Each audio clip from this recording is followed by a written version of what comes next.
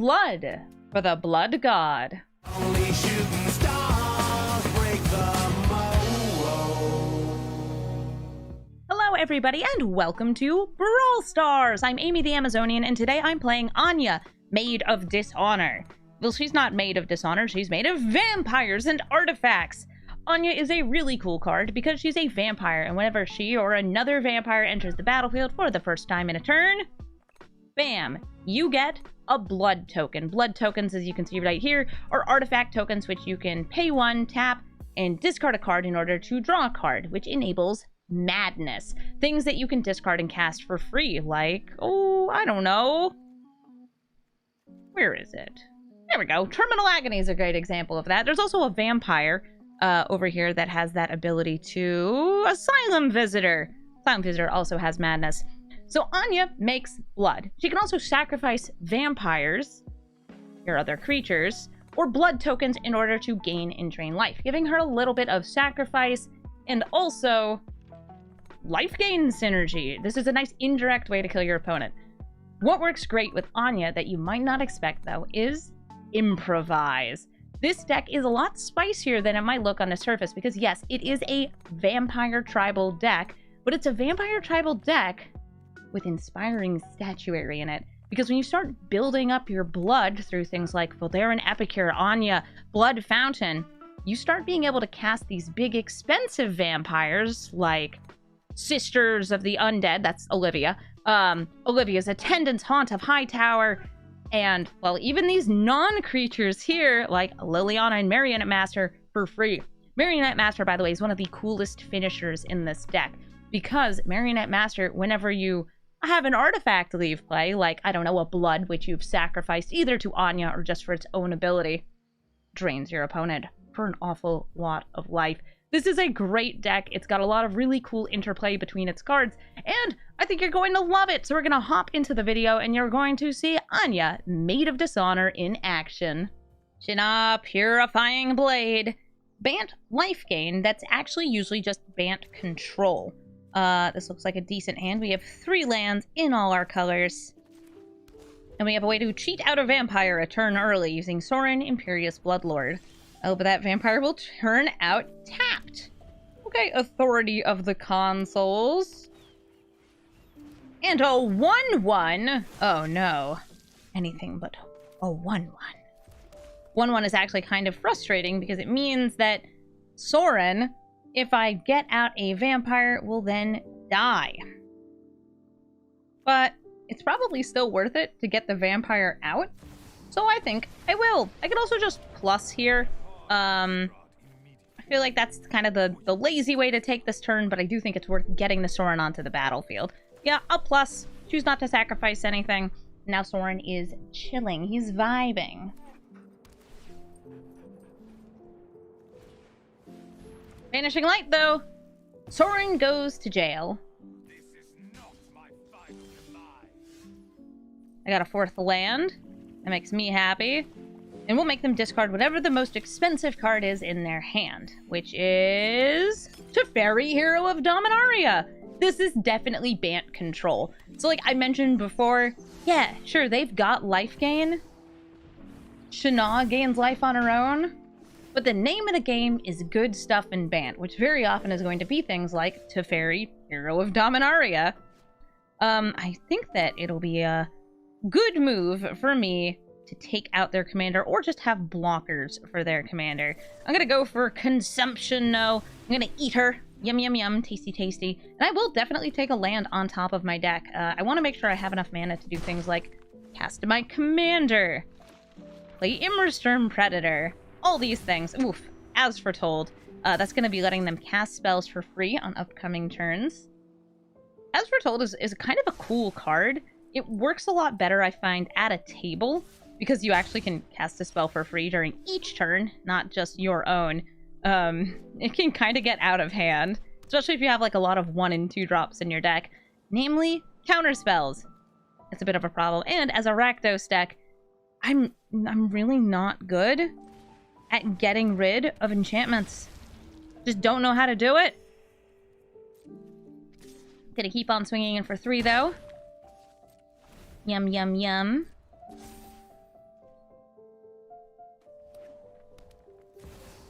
And here is Shana once again. They'll be able to use her to draw cards here, since they did gain a life. Right there. I like how they're still at 25. It's like, hey, I'm doing what I can.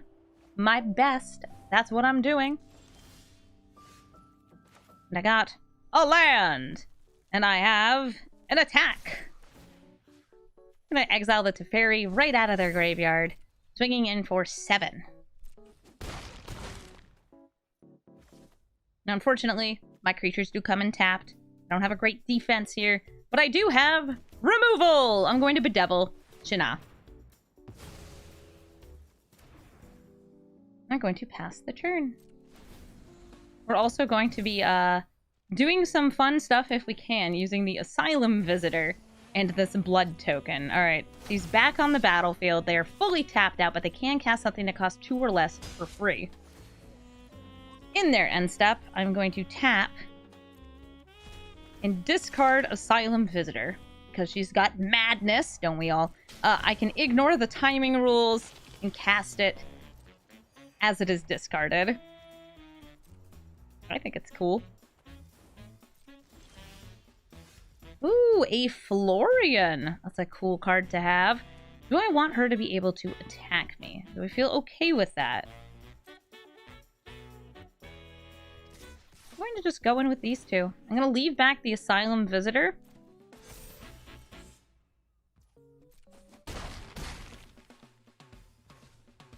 And play Anya, my commander. Yep, you gain a life. I've got my Kolaghan's command ready here, too.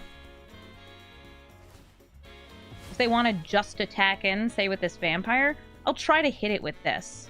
Ooh, they're doing an Upkeep Scry. In response to your Upkeep Scry, I think I'm going to deal 2 damage. Make discard.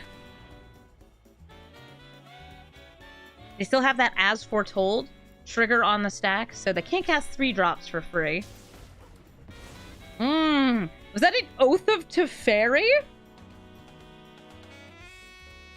Okay. Oath of Teferi lets them activate their Planeswalker abilities twice. Gives them a little bit of blinking too, but the big thing this card does is enable Super Friends, who like this guy. Hey Teferi, Hero of Dominaria. Glad we removed your oath. And Hannah Ship's Navigator. Lets them return artifacts and enchantments from their graveyard to their hand. That is an enchantment.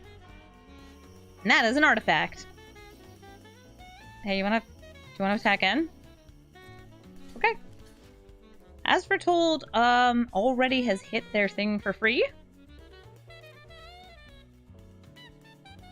Also let you gain the life. Since I don't believe we had lethal there, if I had sacrificed it in response. Maybe I did, though, because I could have sacrificed the blood and creatures afterward. Alright, do I want to play Florian before combat? I'm going to say yes.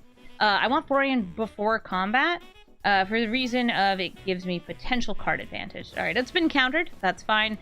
Everybody's going in. We're going to exile the Oath of Teferi, so they can't recast it. The other artifact, or the other enchantment, Omen of the Sea, can stay in the graveyard. Oh? Really? We're not blocking? Cool. Cool. Lethal. Falco's Spara Pact Weaver. It's a bird lawyer. That means he knows bird law. We're going to keep this hand, and we're going to take a look over here at this shielded, sturdy, flying, trampling Birdman. He is a bird demon.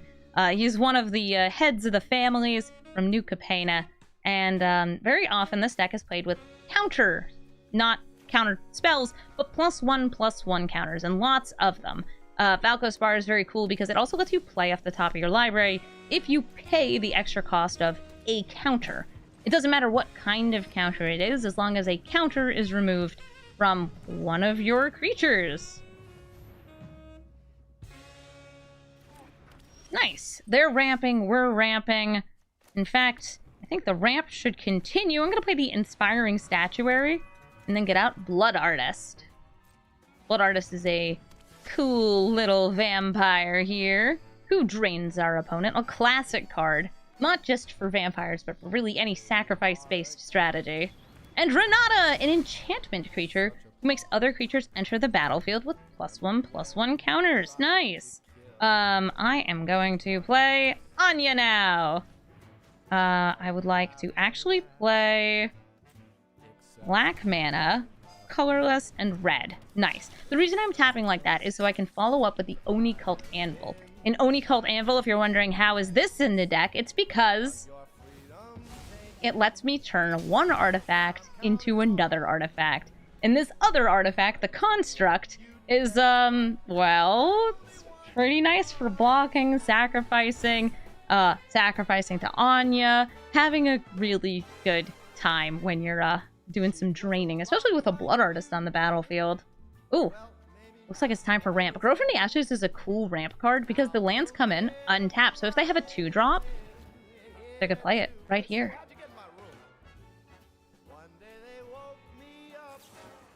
Ah, no, they're gonna Fragment Reality. They saw how dangerous that card was. But you know what? We're getting more blood because we got a Voldaren Epicure who comes with a blood token, and Anya says, come with another blood token. And now with all this magnificent blood, we're gonna tap some of it. Nice. And we're gonna play... Oh no, I have to sacrifice a creature here. 1 second. That's fine. I have a very sacrificable creature. This one.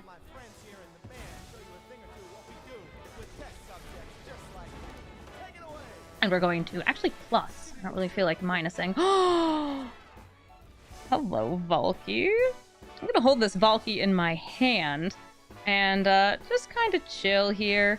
We have this Voldaren Estate, which is going to give us the ability to make a blood token. Nice. More blood, more fun. Branching Evolution is going to double any +1/+1 counters, including the one from Renata. Falco comes in, now a 5/5. Actually, no, we're just gonna make a blood. And then we're gonna eat a blood. Blood. Gotta love doing some draining. Also, gotta love playing spells for way less mana than you should. We've got all these blood tokens here, so we're gonna use them. And we're going to exile Falco. This thing has a shield counter, which means that I cannot kill it with a destroy effect. But I can exile it, and they can put it back into their command zone. And if they don't, then I can actually replay it on a future turn, which would be pretty cool. Actually, I could play it this turn. Got your commander back? Your name's Justin Vampires. I assume that you know how the vampires do and how they work and what Tibble's up to over here. Also, spoilers for the current storyline if you didn't watch my story summary video. Tibble is completed. We knew he ingested a seed back in Call Time. He is now definitely a Phyrexia and also possibly dead. Oh, okay. I guess they really didn't like us having removal. We'll wait until they're done roping. Ah, here we go. We're back in the game, and we're going to make a vampire. And this vampire gives us a blood, and that gives me the equivalent of 4 mana here for casting spells, but we don't have anything to cast, so we're going to pass the turn. And there they go. Whew. Cultivate. Ah, you sure do have ramp, Justin. You sure do have ramp. Gonna get 2 more basics. Maybe some blue. Ah, some blue and some green. One comes into play, and one goes into hand. Do they have enough mana to replay their commander? I think they do. Yeah, Justin Vamp, or like Justin Ramp. Justin Ramp 15. We'll see if they have 15 mana by the end of this game. There we go. This came into play. Renata's not quite big enough to attack. And here comes Falco again onto the battlefield.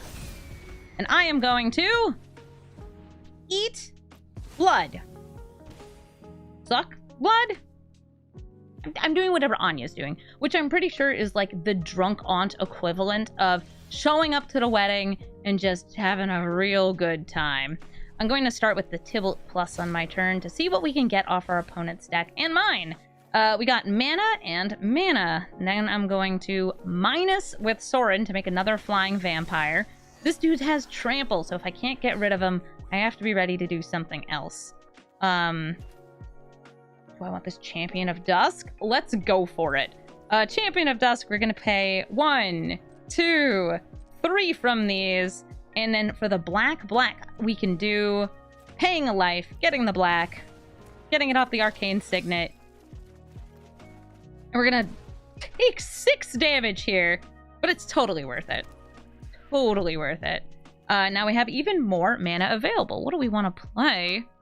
Ooh, let's go with a Westgate Regent, Nullpriest, Sanguine Bloodstroke, Florian! No, I want you to pay with the blood. And we still have more mana, more fun. I'm going to sacrifice my Voldaren Epicure. Blood Artist says, delicious. To get 2 black mana and play Sanguine Brushstroke, which gives me another Blood Artist. It also makes it so if I sacrifice my blood to Anya's ability or anything else, I end up... Ooh, a Black Market Connections. Sure, I'll exile that even though I can't play it. It just makes me feel good.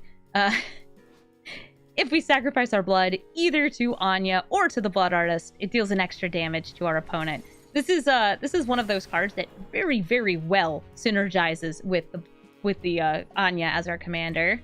Same with this is Inspiring Statuary. You saw how much mana we have gotten out of these blood. Okay, they're swinging for 6 at Tybalt. I am going to double block here. This double block is not going to gain me any life, but it is going to prevent any damage from being dealt to Tybalt, and it's going to pop that shield counter.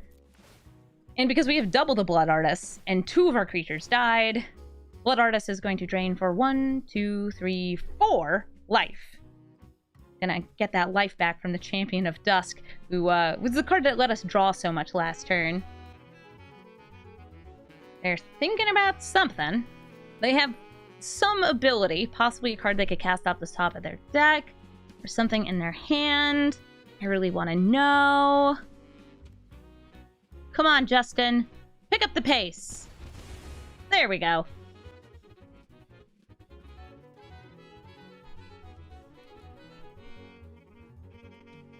And now we get to take our turn. Took a little while to get there, but I think it's time for us to finish this game off, and we'll do it with a flourish. I'm going to play out Castle Locthwain, and I'm going to say, blood. So delicious. So tasty. What a versatile snack for a vampire such as myself. One of such great refined taste. This blood, fresh from the humans at Olivia's wedding, procured just for my liking. Come on, opponent. Come on, Justin. You've got all that mana. You've got 3 nice creatures. And you just let me have my blood, my tasty little snack. Because each of these that I sacrifice will drain them for 3 life. There we go. We're going to continue our snacking voyage here. Delicious. So tasty. And sacrificing a creature will actually drain 4 because we have these double Blood Artists. We had lots of different ways we could end this game, by the way. We could cast the blood on the snow in order to finish draining out our opponent. We could just eat all this delicious, delicious blood. So many choices. So much blood. There we go. And is it lethal?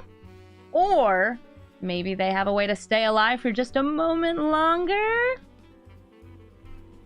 I spilled tea on myself. I got so excited. Roping! Not a cool thing to do. Don't be like this.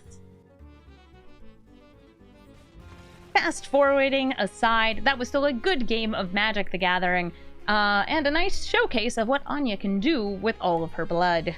Jetmir, Nexus of Rebels. Do you know Craterhoof Behemoth? Imagine if that was your commander. Jetmir is huge because he gets bigger and stronger and makes all your other creatures bigger and stronger the more you have. So at first, they'll just get +1/+0 in Vigilance. Then they'll get +2/+0 Vigilance and Trample, and then +3/+0 Vigilance, Trample, and Double Strike. If they manage to build up their board enough, good luck trying to face down Jetmir and the many tokens this deck can produce. I'm going to start by just playing a creature, because if I can get any early trades, I'm slowing down the Jetmir game plan until I can find my go wide removal, my board wipes, my meat hook massacres, things like that. Oh, there we go. So they've played a Llanowar Elves, and we've killed a Llanowar Elves, so I get to swing in for 3. I'll take it.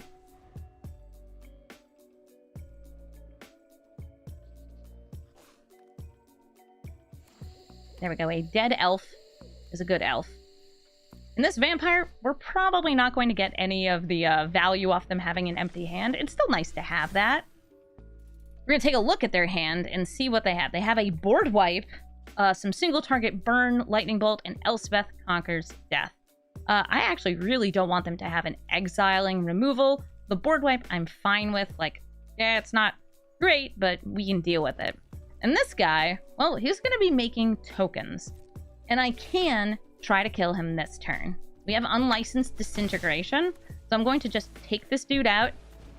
There he goes. Nice. No more Taurens, Fist of the Angels. Dr. John Seward's the alternate Dracula art. We have a lot of Dracula cards between mine and their deck. Now with 4 mana, they could play the Questing Beast. They could play Jetmir. But Jetmir on an empty board just feels like a sad man. A very sad man.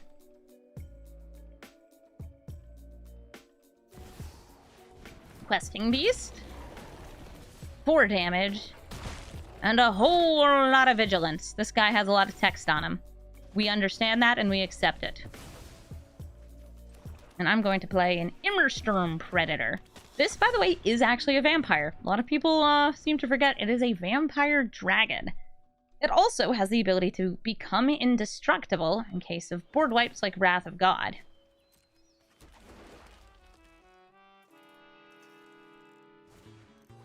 Arcane Signet. Okay. If you swing in with that Questing Beast, I am blocking. So I'm actually going to double block here. Actually, you know what? With that lightning bolt being held up, maybe I want to just let it go through. Wait a turn. Yeah, I'm going to let it go through. I'm going to take the 4. I think that that's safe. And I'm keeping an eye on you, lightning bolt. Keeping an eye on you. Go ahead and attack with my Immersturm Predator. I can exile from my graveyard, but it doesn't really matter. You don't need to exile to get the +1/+1 counter on this guy. And once he's a 4/4, I'm no longer as afraid of the lightning bolt. Okay. In response to the lightning bolt, I'm going to sacrifice the Asylum Visitor. It becomes indestructible. It doesn't tap because it was already tapped. And now we can play, you or you? I'm gonna go for Anya.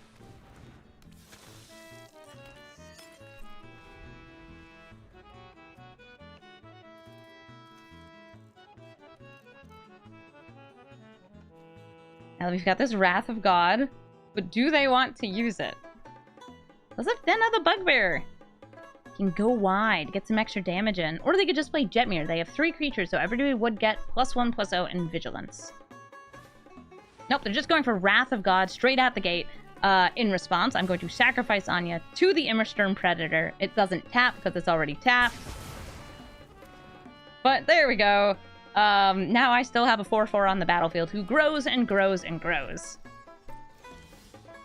Nice. And we swing in for 4. We're going to exile that Questing Beast. Beast at Questing. And hit for 5. They're down to 10 life. And I'm going to replay Anya since she is able to block Den of the Bugbear or Jetmir, and even though sacrificing her would feel kind of bad, I think she's a good card to have on the battlefield. And our opponent seems to agree, so they conceded the game. GG, Jetmir! Rusco, Clockmaker, enemy of Amy. I'm going to keep this hand, and hopefully we'll be able to clean this old man and his clock straight off the battlefield. I would rather start with black mana, but I've got this sweet little Voldaren Epicure ready to go. I'd rather not have to pay 1 life for it either off the Voldaren Estate. So now we have a vampire, a blood, and do I want a second vampire? Maybe. Maybe. What I really want is actually to get more mana. So I'm going to discard this Haunt of Hightower and see if I can find a land. Oh, I found a land, but it's a land that would have been better had I done it before. Would have given me an opportunity to play it and have it come in untapped. 2 mana, and they do nothing. Guess I'll just go ahead and swing in.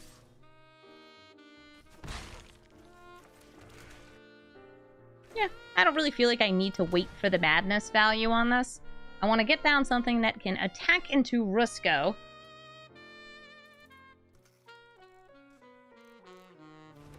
And they definitely have something that can respond to it, either on the stack or on the battlefield. And they're just killing it. They killed the Asylum. The Asylum Visitor. Wild, dude, wild. Relic of Legends. A mana rock that also lets them tap Rusco for mana. And I'm going to play Anya, Maid of Dishonor. Oh, is that a wash away? Is that a 1 mana counter spell? No. Because there's definitely something that you have for 1 mana.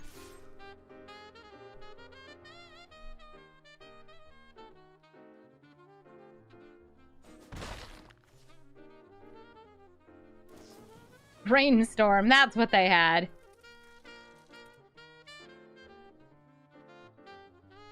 They draw 3, put 2 on top of their library. But I've got my commander on the battlefield. And you've got your commander on the battlefield.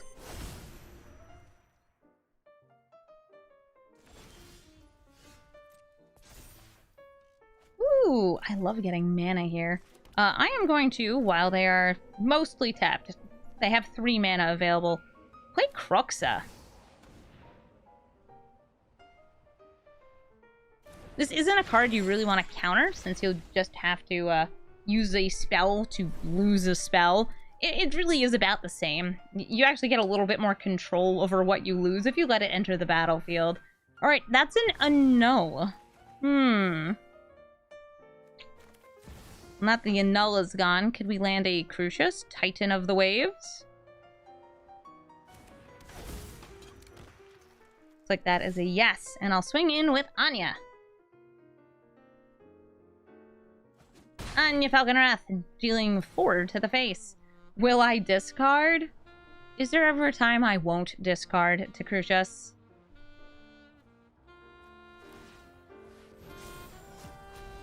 I'm going to discard the Elspeth's Nightmare, even though it is nice to exile their stuff, because I think this is spicier. And we're going to say, I would like something greater cost! Ooh, an Eat to Extinction! Rusco removal! They have... Oof, that's a lot of mana. They have 5, 6, 7, 8 mana? And they're using it for a board wipe. That is fine. There it goes. All my creatures gone to the snow. And Rusco returns, making another clock, and they still have 3 mana up, enough for most counterspells.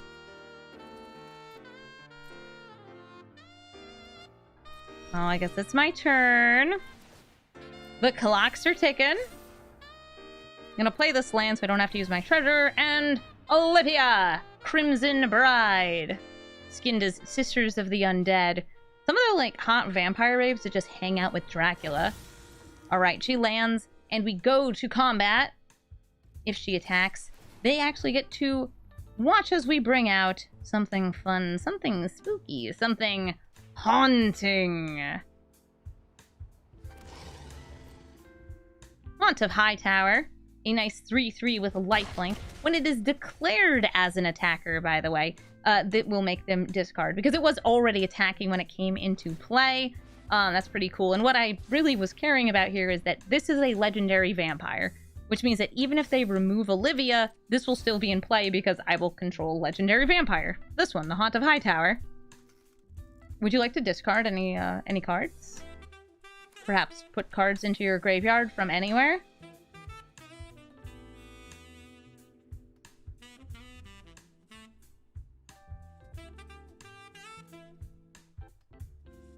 We'll get to reanimate again on our next turn. Could hit their hand with Kroxa. Could bring back Crucius.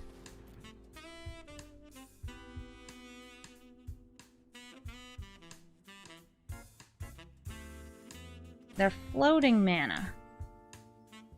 What for? Another board wipe, maybe? No! It's Paradox Engine. Always Paradox Engine. Whir of Invention for X = 5 means it's time for my favorite card to run into! A Paradox Engine! But it looks like they did not have a spell to cast, so at least that's going on. Possible that they have a counterspell, though, so I'm actually not going to cast anything before I go into combat. I'm just going in, and I'm going to try to deal as much damage as possible. So we've got our Hive of the Eye Tyrant, the Haunt of Hightower, and Sisters of the Undead. We're going to bring back Crucius for 3 damage. We're going to exile, I don't know, Blood on the Snow. There's 1 board wipe removed from their deck. See what they discard. If we want to make them double discard, we could have actually brought out the Kroxa. But I think the 3 guaranteed damage is going to be a better choice because it's lethal. You might have an engine, but you didn't have a blocker. A Yara, First of Locthwain, a mono-black sacrifice commander. I'll keep this, and we're going to go up against them. Yara's really cool because she has a super high devotion, meaning triple black. So she plays well with things like Nykthos and Grey Merchant of Asphodel. She also is just passively able to drain your opponents for life whenever a black creature enters the battlefield under their control. And if they tap and sacrifice another black creature, they draw cards. A really cool way to make use of tokens and recurring weenies like Jadar's Decay tokens or Ophiomancer's tokens. Those are the little snakes that come out every upkeep. Cool. Gutter Bones! I see your gutter bones, and I raise you an anvil! Straight from Kamigawa. Is it doing anything right now? No, but it's really cool looking.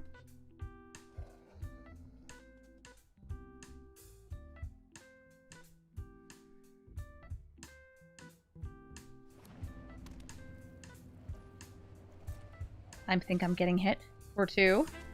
A little G-Bones here. And I think we're about to do a nasty vampire move using Sorin Imperious Bloodlord. We are a vampire tribal deck, which means we're playing one of the best vampire tribal cards. Sorin Imperious Bloodlord. We're going to use his -3 ability to get a 6-cost vampire into play. This is Olivia's Attendants. Olivia's Attendants, whenever she deals damage to a player or creature or planeswalker, doesn't matter, as long as she's dealing damage, she makes that much blood, which is typically 6. By the way, she can also deal damage using her 3 mana ability here, which is great for doing things like pinging Gutter Bones. You know, 1 damage is all it takes to kill the bones. And why do we want all that blood? Well, blood can be sacrificed to Oni Cult Anvil. Blood is good for Anya to sacrifice. And blood can also filter our hand and get us more cards so we can do something like Escape Kroxa, filling up our graveyard for the low cost of 1 mana per discard. They're also really pretty. Olivia's Attendants. They're also really dead, Olivia's Attendants. They Spark Harvested, making use of their little skeleton guy, and, well, there go the Attendants.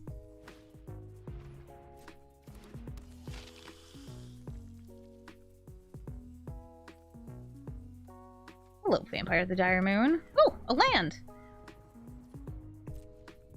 The Phyrexian Tower. Another very sacrificey card. I guess it's time for my commander, Anya, Maid of Dishonor.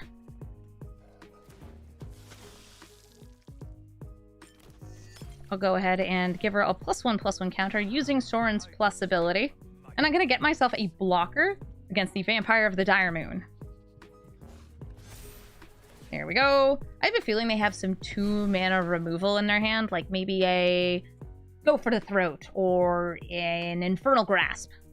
Either of those cards would be very strong against Anya. Because, hey, I've already put all this mana into her. There she goes. No, Fatal Push! I love that. Okay, so Fatal Push was very cute there because they sacrificed a creature, which meant that there was a Revolt trigger, and because Anya only costs 4, she's dead. I thought it was 2 mana removal. It's actually 1 mana removal. Good use of the turn. Oh, we still got a 1/1 out. We made use of our blood. Soren's not dead either. He's just vibing. Hello, Yara. Thank you for drinking my blood. I'm sure it was delicious. Also, I'm gonna exile your graveyard because I'm scared of you. Okay, bye.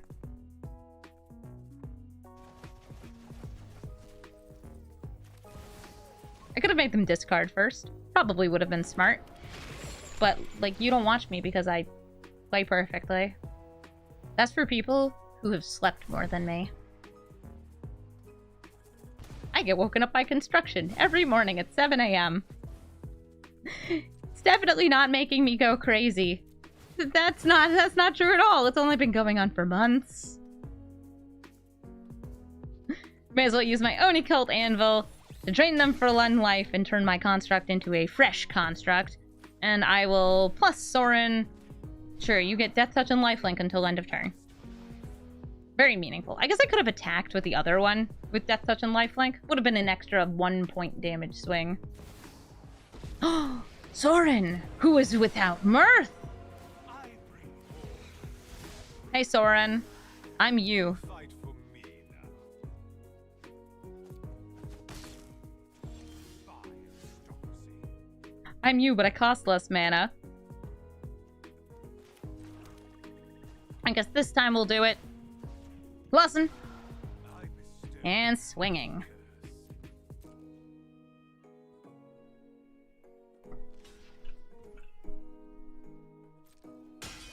Ooh, they trade. Didn't even need to use the Oni Cult Anvil. Well, here comes Anya. Ta-da! She's on the battlefield. And she's bigger than a Yara.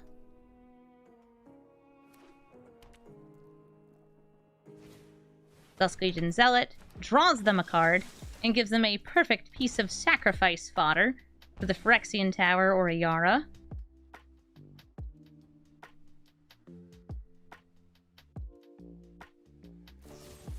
Oh no! She's dead again. I'm actually gonna leave her in the graveyard because I'm hoping to escape Cruxa soon. I might get messed up by this. There are some, like, targeted removals for the graveyard, but I'm still hopeful that I will be able to get this out of the graveyard before I'd be able to do something else. Ooh, do I want to keep Soren alive? Yes, I do. I'm going to block and sacrifice with this Oni Cult Anvil here. Pa-ping! Oh, could this be a way to discard Liliana from their hand? I doubt whatever else they have in their hand costs 6, but let's find out. Liliana goes to the graveyard. Nice. I'm going to go ahead and put a +1/+1 counter on the Citystalker Connoisseur. I'm going to use a blood to discard a land and get a... Well, first of all, we get a construct, but we get a... Crucius! Oh, Crucius is real cool. Nice. I got 2 blockers. I've got Crucius at the ready, and I can sacrifice this construct token if I need to the Oni Cult Anvil.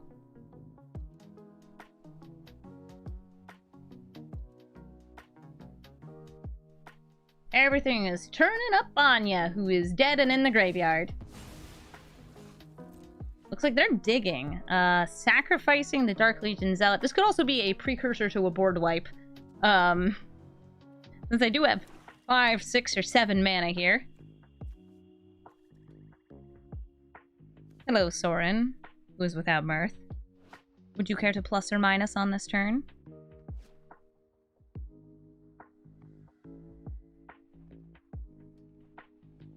You're thinking about it. You're thinking about it.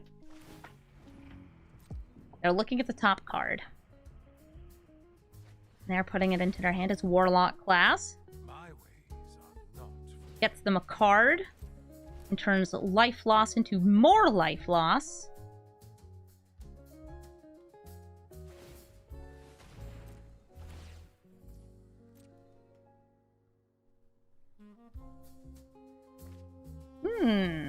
A mystery card. They put 2 lands in their graveyard. Guess they're not interested in that. They probably want more small creatures for a Yara.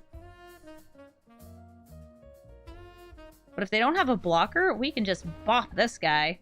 Ooh, Demon's Disciple! Thank goodness we have this extra little sacrificable guy here. I'm gonna sacrifice the Construct.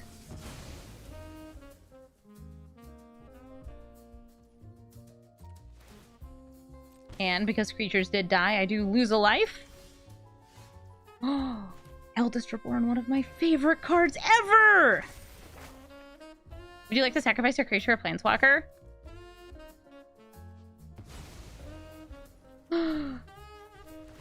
Excellent.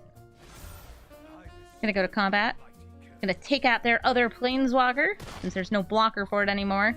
She's now a 5/5. And I'm gonna sacrifice this blood to the Oni Cult Anvil to make a 1/1 to protect against things like the Eldest Reborn. And the Demon's Disciple. And all those other cards that are really, really good. And in decks like a Yara. Oh, Worm, though! We have a Construct, and now we don't, because it is very dead. A creature died, so we lose life. We lost life to you, too! They're gonna have to discard. Discarding's cool.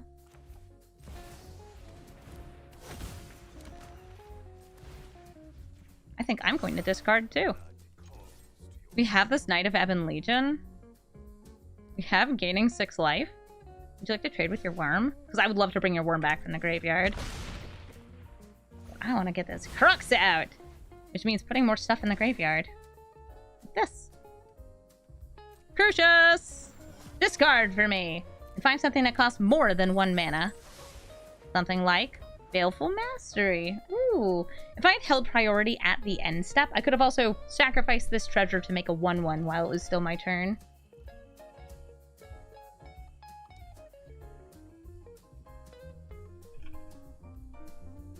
Eldest Reborn, ready for Worm?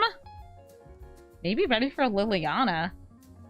I can get a Planeswalker back with this.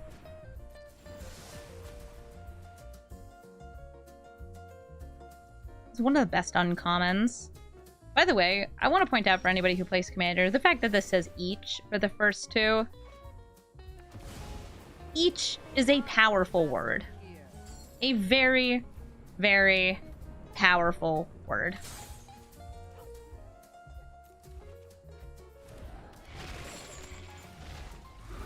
We're going to make them discard.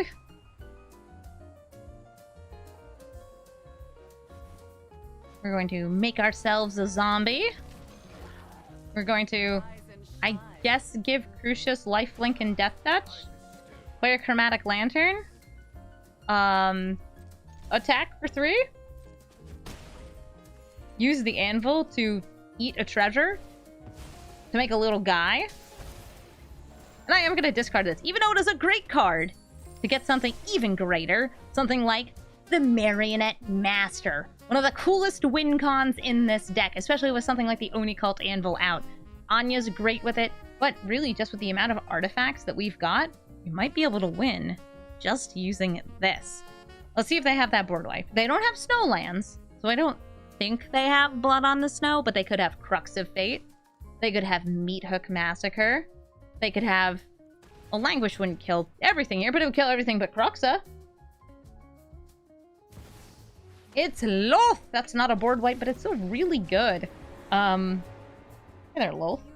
Loth can make 2 spiders. Spiders are good blockers. Spiders also die to Liliana's. Aren't I generous? What else do you have in your hand? I still have 2 mana up.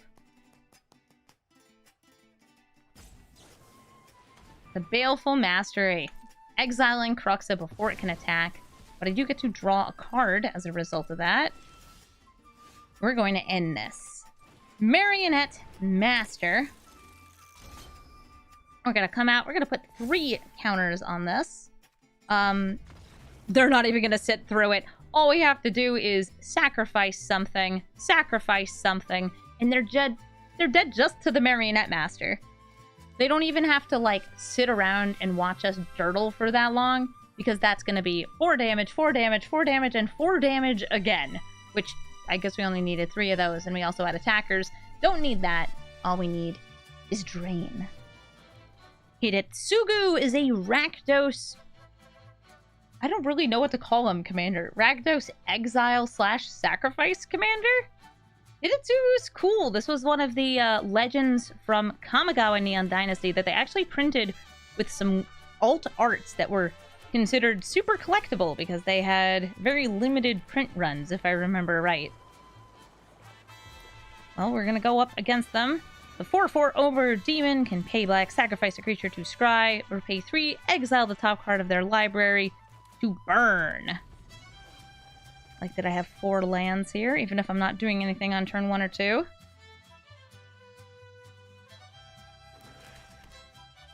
One, two, 3. I'm going to play Black Market Connections. Black Market Connections, a very cool enchantment that lets me pay life to make treasures, draw cards, or get shapeshifters. And those shapeshifters with Changeling are also vampires, which is great for Anya. I'm actually going to just make a treasure, and do I want to draw a card this turn? I actually don't. We're just going to chill with what we've got, play Sorin, and -2 to make a blocker. Now, if they activate Hidetsugu's ability, they can just smack Sorin. If they use the Hive of the Eye Tyrant, they can just smack Sorin. We'll see what they plan on doing. Oh, they could use a Bone Crusher Giant and step on Sorin. They've got 4 mana left. Would you rather activate Hidetsugu? Nope, just playing the Bone Crusher Giant. I do not block.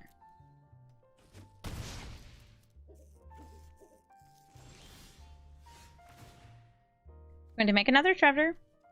Do I want to draw a card? No, I just want this treasure. If you're wondering, Amy, what are you doing?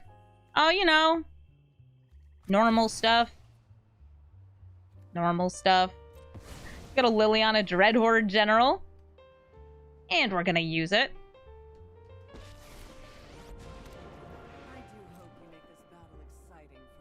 I'm going to go ahead and swing in with my vampire. Just chilling here. Waiting to see if they want to sacrifice. Nope. Okay, so they'll just sacrifice now, I guess, in response to this ability.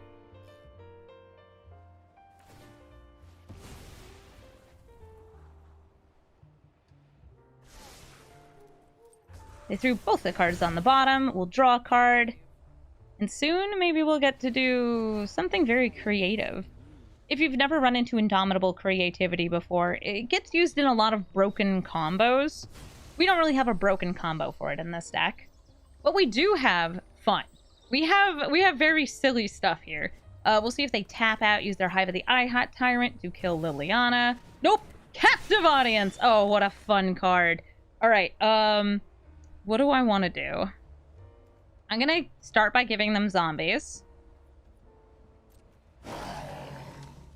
Wow, that was a terrible noise. I'm gonna pay 6. This is gonna be setting my life total to 2 anyway. We're gonna plus. And I'm gonna do X equals 1, 2, 3 to turn 1, 2, 3 into something else. Crocious Twilight Prophet And the Callous Bloodmage. Also, because we destroyed one of our creatures, we get more stuff. What do we want? Pest. Draw a card to lose life. Exile graveyard. I should just make a pest. I have blockers. Do you like them? I made them myself. I think I'll discard here. I'm going to discard the swamp. Yeah, swamp. To get something that costs more than a swamp, like Falken-WRATH Noble. Very cool, very cool, very cool.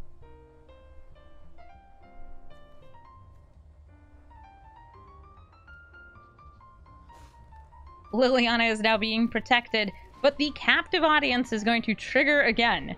I'll have to discard my hand, maybe make my life total super low. Ooh, they're swinging at Lily. Okay, we'll get some blocks in here. That one, this one, this one, that one. Sure! Block them all! My life total's going to 4 next turn anyway. Unfortunately, this triggers before this. But we do have a little bit of life gain in my hand. Itty bitty bitty bitty bit. And since we do have the City's Blessing, the Twilight Prophet will be able to potentially gain me a good amount of life. Oh, scrying to the bottom.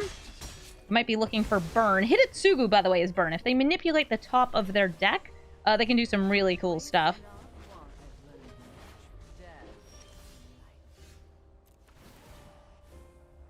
My life total 4? Or do I discard my hand? I'm gonna make my life total 4. Dang, we did not gain life there. Just gonna make a treasure. And there's some crazy noises coming from outside where I am. So I hope those aren't coming through on the recording. Hi, Anya! Yummy, yummy! Blood! You love blood. Right? Oh, that's asking if I want to channel that. Nope. I want to do this. Just trying to have a higher life total. Don't mind me. Will I discard a card? Yeah, it gets me treasure.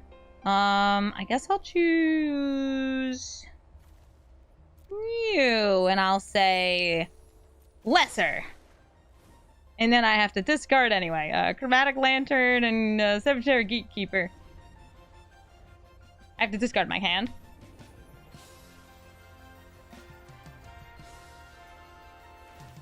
Okay. If they scry and get something that costs more than 5 on top of their deck, I can sacrifice something to gain 2 life. But if they have something that costs 7 on top of their deck, well, then I'm dead. Let's see what it is. The card on top of their library is...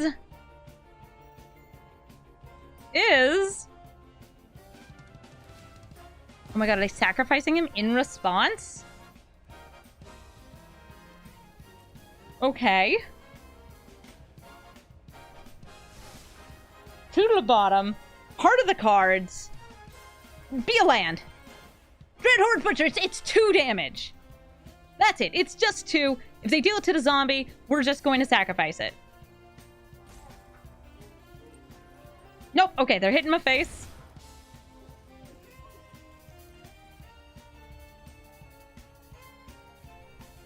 I mean, I guess you can play the Dreadhorde Butcher.